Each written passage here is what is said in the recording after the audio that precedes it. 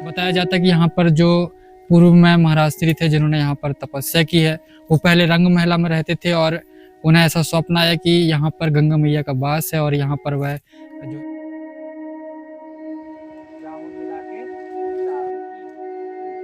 बहुत अच्छी वनस्पति है और जब कभी आप आएंगे तो जंगली अदरक कैसा होता है ये आपको देखने को भी प्राप्त होगा। लोग लगाए बाबा जी इसको यूज किया करते थे। जंगली अदरक, काली मिर्च और पिपली का पाउडर बना करके हमको चाय पिलाया करते थे जी, जिसमें सर्दी, खांसी, जुकाम ये बिल्कुल समस्या ही नहीं रहता था। सही है। बाल के तेल वगैरह बनाए जाते हैं और ये हमने पहले भी बहुत सारी जगह पे दिखा भी चुके हैं। तो ये बहुत ही अच्छा पौधा है और इसको बालों के लिए और हवन पूजन और तांत्रिक लोग इसको हवन में उपयोग में लेते हैं, जो तांत्रिकों के लिए बहुत लाभदायी। अब जंगल में तो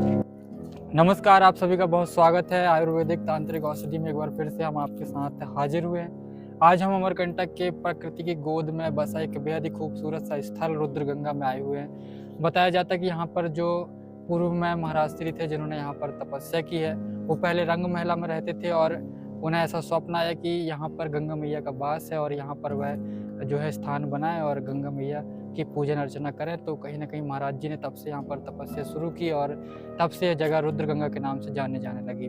आज रुद्रगंगा में यहाँ पर आज गंगा दशहरा के अवसर पर एक कार्यक्रम था। इसी कार्यक्रम में शामिल होने हम आए हुए थे। यहीं पर देखने में मिला कि कुछ आयुर्वेदिक औषधियों से संबंधित पेड़ पौधे यहाँ पर लगे हुए हैं। तो आइए आपको उन सभी के बारे में बताते हैं। हमारे साथ आयुर्वेदाचार्य वैद्य प्रदीप शुक्ला जी हैं, साथ ही साथ रुद्रगंगा के महाराज जी भी हैं और उन्हीं से जानेंगे कि आयुर्वेदिक इन जो औषधियाँ यहाँ पर लगी हैं उनका क्या महत्व है।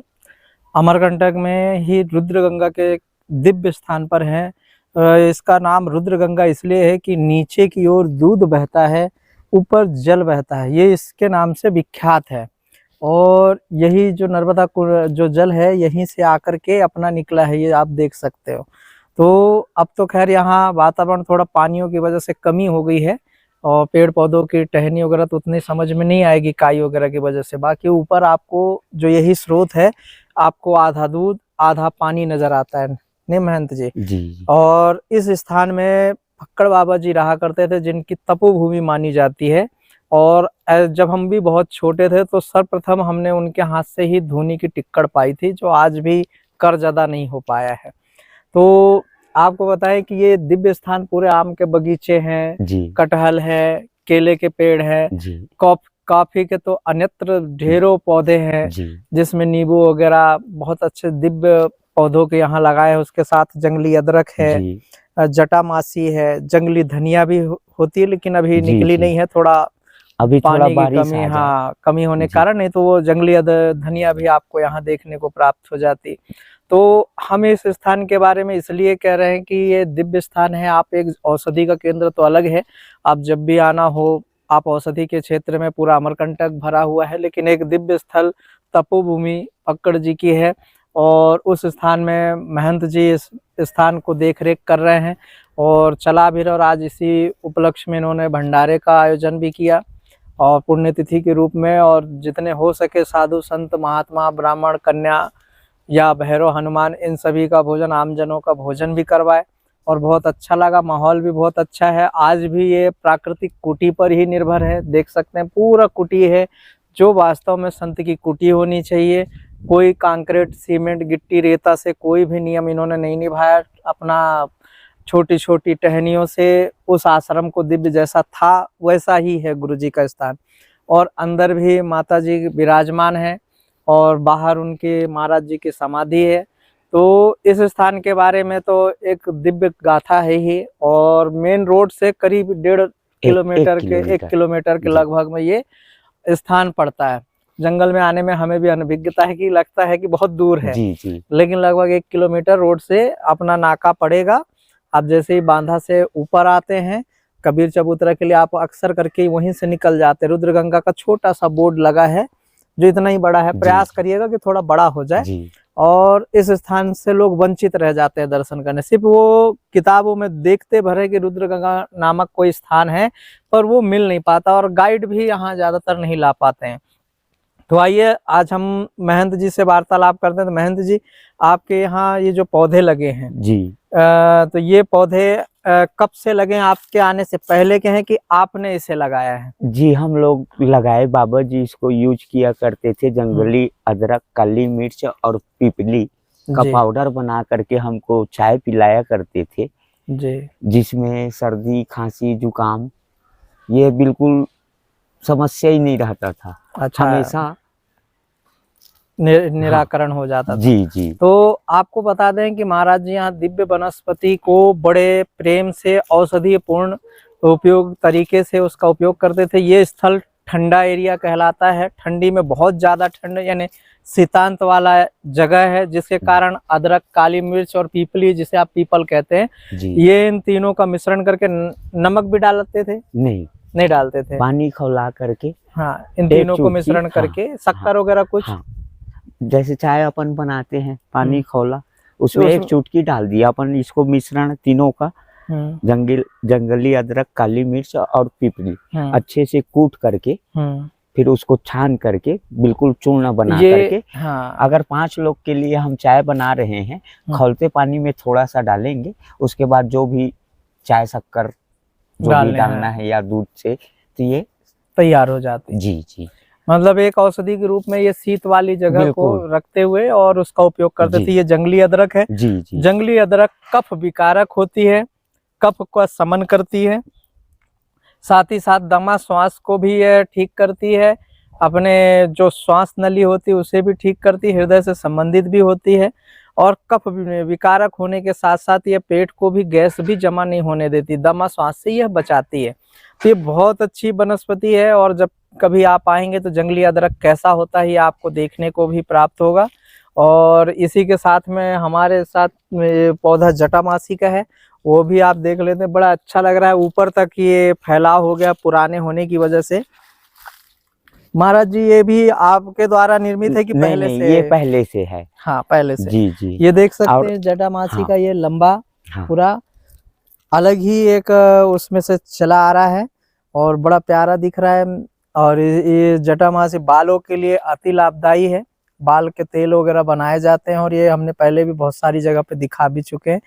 तो ये बहुत ही अच्छा पौधा है और इसको बालों के लिए, और हवन पूजन और तांत्रिक लोग इसको हवन में उपयोग में लेते हैं, जो तांत्रिकों के लिए बहुत लाभदायी। अब जंगल में तो खैर ये प्राप्त हो जाता है, तो शहर जाने की जरूरत नहीं पड़ती है, इसलिए यहाँ लोग बहुत लोग बसाहट है, उधर भी है, आप देख सकते हैं।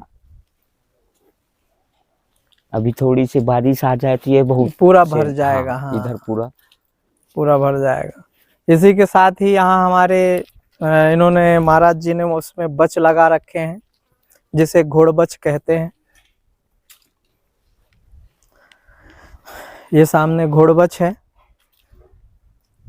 जिसे बच कहते हैं। यह वाक सिद्धि में, मिर्गी में, अन्यत्र और बुद्धिमत्ता कम होने में, पढ़ाई में कमजोर होने में, ब्रह्मास्त्र को तेज करने, यानी 18 प्रकार की ब्रह्मी में एक घोड़बच भी आता है, जिसका उपयोग भी आप औषधियों के रूप में कर सकते हो। वैसे है तो यहाँ काफी वनस्पतियां, आम वगैरह सभी हैं, और आम की छाल को दांत को साफ करने के लिए उपयोग में ली जाती है, लेकिन अत्यंत तेज होता है। अगर ज्यादा देर तक इसके पाउडर को रगड़ा जाए, यानी ज्यादा देर तक कैसे कि आपने उंगली घुमाई और धोखे से मसूड़ों में लग जाए, तो वो मसूड़े छील देता है, यानी नमकीय यानी क्षारीय तत्व ज्यादा पाए जाते हैं। इसी के साथ हमारे महाराज जी के पास जामुन का भी पेड़ है।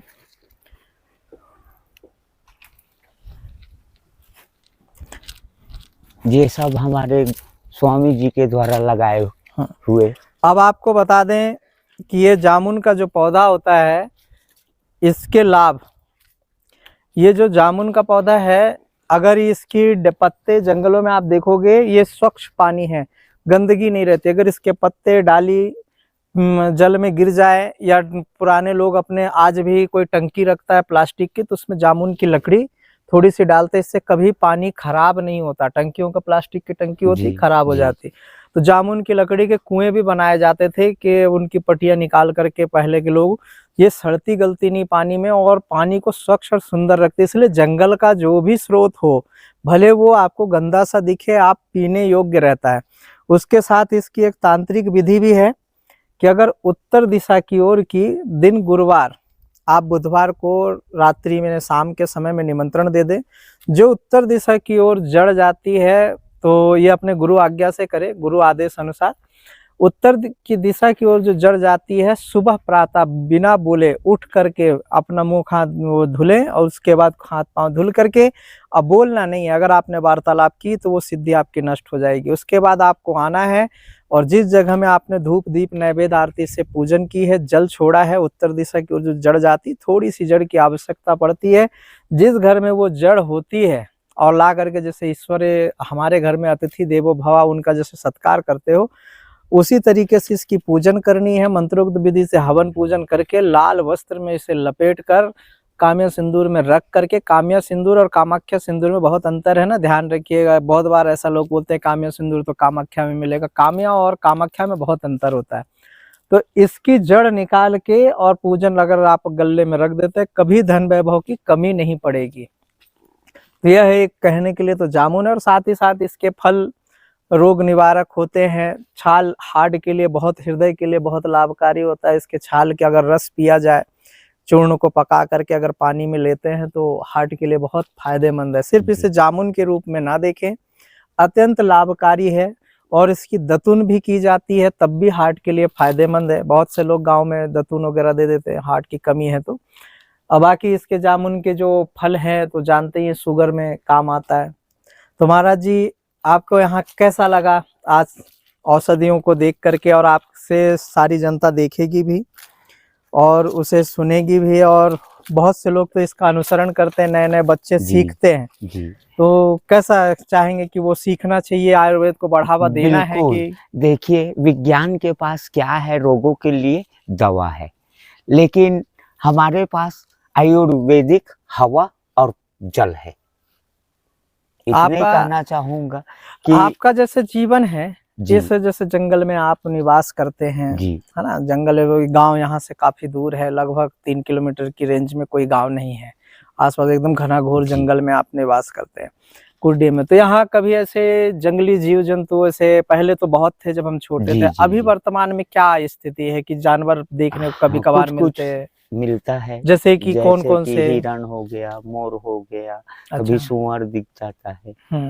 तो ऐसे इसके अलावा जैसे शेर तेंदुआ ऐसा कुछ नहीं? शेर तेंदुआ तो देखे नहीं है, पर सुनाई में आता है, इधर आया आवाज आते हैं, और यहाँ पर नहीं देखे। खैर दिव्य स्थान है तो यहाँ थोड़ा वो भी नहीं, बाकी ऐसे अनुभव तो होता है कि मतलब है। हाँ बिल्कुल, और लोग बताते भी हैं कि है। हाँ जी, जैसे चंडिका गुफा में नीचे बताते हैं कि तेंदुआ है। हाँ जी, है ना, कि शेर है, उसको अनभिज्ञता है अभी तक। जी। लेकिन वो जीव को लाता है, दहाड़ता है तो लोगों को महसूस होता है। जी। ऐसे यहाँ भी दहाड़ है, कोई ऐसी माद है जहाँ से वो रहना हो, ऐसा कुछ आपने भ्रमण के दौरान? नहीं, ऐसा भी कोई अनुभव नहीं किया।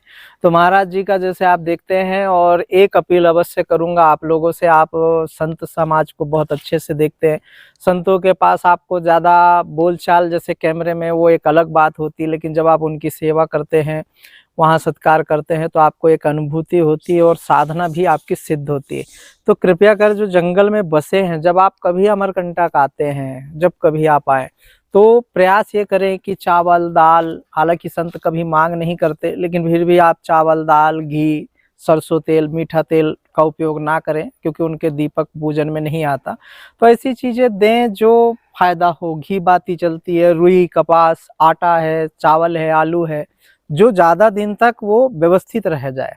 आप टमाटर, सब्जी, मिर्ची सब रख सकते हैं, लेकिन कम मात्रा में रखें, ये जल्दी खराब होती है। और संत लोग में क्या है कि बहुत से लोग भोजन आहार कम लेते हैं, तो जिस कारण से आलू वगैरह चीजें आप थोड़ा ज्यादा उसमें आप लेकर व्यवस्थित करें कि दान करें। आप धन देकर जाएंगे, पर महाराज जी को किसी तरीके से वहां जाना होता है, इससे अच्छा आप एक पोटली में बांध कर ले आए और कुदरती रूप से साधना कर दें, तो उनका सहयोग प्रदान करें, तो उनकी शक्ति बढ़ेगी, आपकी शक्ति बढ़ेगी। नर्मदे हर, जय हो सदगुरुदेव भगवान की जय, अमरकंटक धाम की जय। अमरकंठेश्वर महादेव की जय। हर हर नर्मदे, हर हर गंगे, हर हर महादेव। आज गंगा दशहरा स्वामी नर्मदा पुरी महाराज जी फक्कड़ बाबा जी का पुण्य तिथि। कन्या भोजन, संत भोजन, ब्राह्मण भोजन, ये सब का छोटा सा आयोजन रहा। और कितने भक्त श्रद्धालु यहाँ पहुँचे? लगभग 100 से ऊपर ही, जिसमें 50 कन्या और बाकी कुछ जगत भगत ऐसे करके 100 से 150 लोग रहे। ये रुद्रगंगा ये जगह है, इसके बारे में थोड़ा बताएंगे, इस जगह की क्या महिमा है? ये स्वामी नर्मदापुरी महाराज जी यहाँ आकर के तपस्या किए। स्वामी नर्मदापुरी महाराज जी पहले फक्कड़ बाबा जी हमारे स्वामी जी रंगमहल में रहा करते थे। उनको गंगा मैया सपना दी कि मैं यहाँ पर हूँ, आकर के स्थान को जागृत करिए। और उन्होंने आकर के यहाँ स्थान को जागृत कर एक यज्ञशाला बना करके यहाँ अपना भजन जप तप करते समाधि को प्राप्त हुए 2013 में।